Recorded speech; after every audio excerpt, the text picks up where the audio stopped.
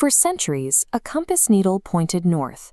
But in April 1820, a scientist placed a compass underneath a wire. The moment the electrical circuit snaps shut, the magnetic needle violently deflects. The scientist conducting the lecture was Hans Christian Oersted. Prior to this exact moment, electricity and magnetism were believed to be two different, unconnected sciences. Oersted's observation demonstrated that they were interconnected. By running an electric current through the wire, he was generating a magnetic field. This animated diagram maps that field. These curves represent the strength and direction of the force. Where the lines are crowded together near the poles, the magnetic field is at its strongest. As the lines spread apart further away, the field weakens. In that lecture hall, the space around a simple copper wire was no longer empty. It was highly active, capable of physically manipulating matter from a distance as soon as a current flowed. To control these fields, we have to measure them. Here we see an animated plane intersecting a set of field lines. We call the total number of lines passing through this specific area magnetic flux. But watch what happens as the plane tilts.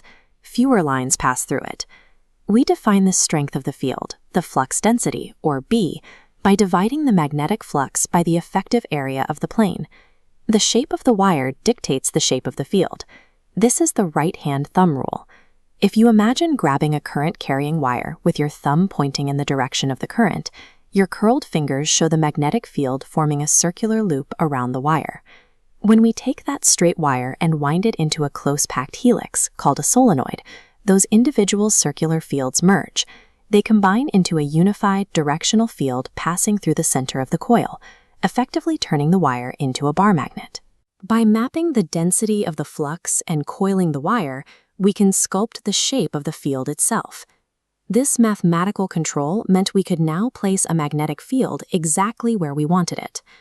Since a moving charge creates a magnetic field, we have to ask, what happens if we fire a moving electrical charge into a separate, already existing magnetic field?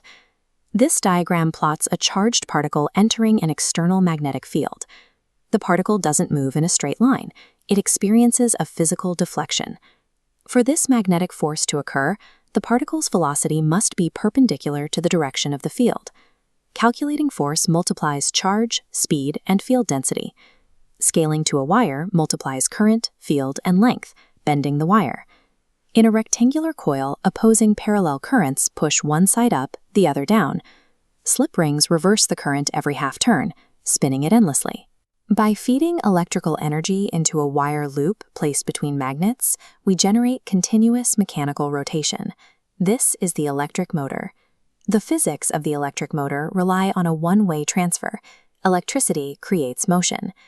But in physics, actions tend to have a reciprocal counterpart.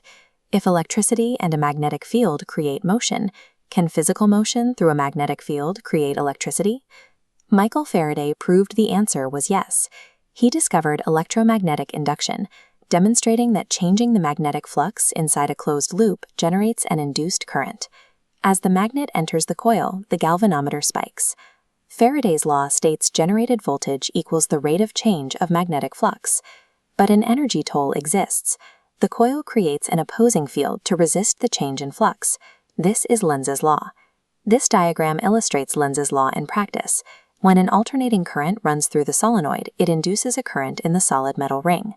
The ring generates its own opposing magnetic field, pushing off the solenoid so forcefully that it levitates. Because of Lenz's law, you have to do physical work to overcome the magnetic resistance. When you use external force to spin a wire loop through a magnetic field, you convert kinetic energy back into electrical energy, building a generator.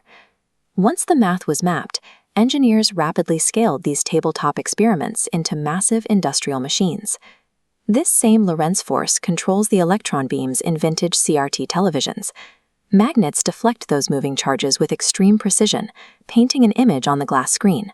From calculating the force on a single charge to mapping the flux density and calculating the voltage of induction, a handful of equations govern the entirety of this relationship. Moving charges create magnetic fields. Moving magnetic fields push electrical charges. This single, perfectly reciprocal relationship is the engine powering modern civilization.